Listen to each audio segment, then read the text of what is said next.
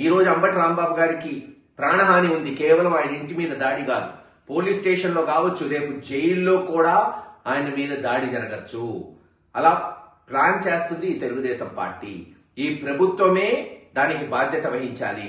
వంగవీటి మోహన్ రంగా గారినే చంపిన వాళ్ళు, రాంబాబు గారు ఎంత పాపం.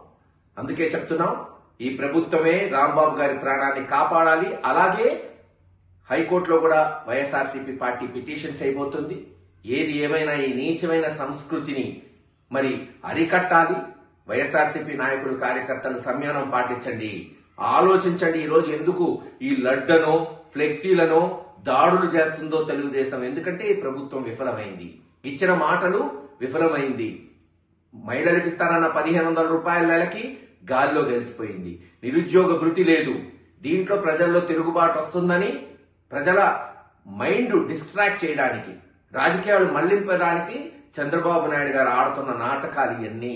కనుక నిశిద్ధిగా పరిశీలించి జగన్మోహన్ రెడ్డి గారి నాయకత్వంలో ప్రజాస్వామ్య పద్ధతిలో మన నిరసనలు తెలియజేస్తూ ముందుకు పోదాం. తప్పకుండా 2-3 సంవత్సరాల్లో ఈ తెలుగుదేశం ప్రభుత్వం కుప్ప కూలటం ఖాయం అని తెలియజేస్తుంది.